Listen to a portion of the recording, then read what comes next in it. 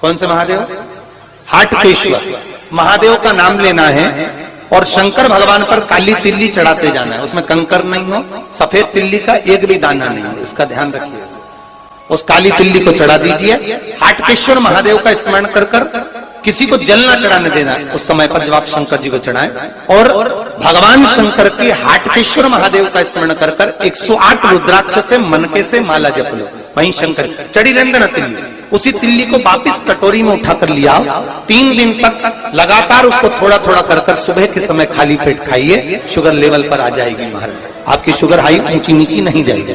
हाटकेश्वर महादेव का स्मरण। और फिर बेटे ने दूसरा घर का निर्माण करा था। एक घर था कुंभ, फिर इस कुंभ घर में आग लगी थी, तब दूसरा घर बना था मकर।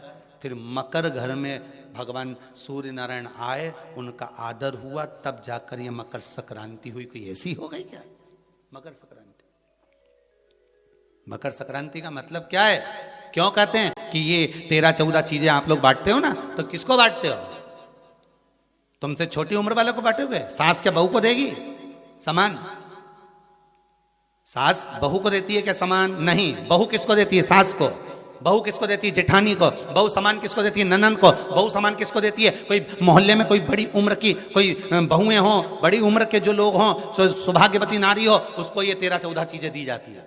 जो भी आप बांटते हो, टीकी का पत्ता हो, सिंदूर की डिब्बी हो, मेहंदी हो, कौन हो, जो भी आप बांट रहे हो, लाली भी बांट देते कई तो उनका क्या है?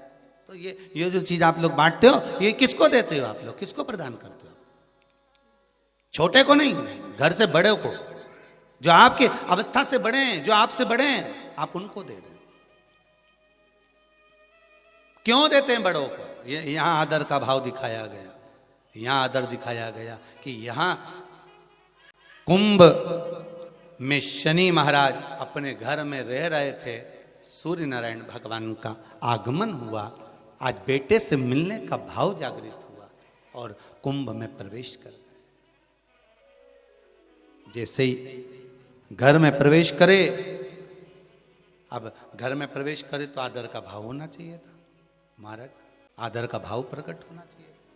अभी कथा में कहा था, कोई घर का बड़ा आए, बुजुर्ग आए, आदरणीय आए, सम्माननीय आए, आपके पास में कितनी भी दौलत हो, कितनी भी संपदा हो, कितना भी धन हो, कितना भी वैभव हो, आप कितनी भी अच्छी कंपनी में जॉब कर रहे हो, आप कितनी भी अच्छी जगह पर पोस्ट पर बैठे हुए हो, आप कितनी भी अच्छी नौकरी कर रहे हो, चाहे आपके पास में बड़े से बड़ा पद क्यों ना हो, पर आपके भीतर बड़ों के पीछे, बड़ों के प्रति सम्मान भाव उत्पन्न होना चाहिए।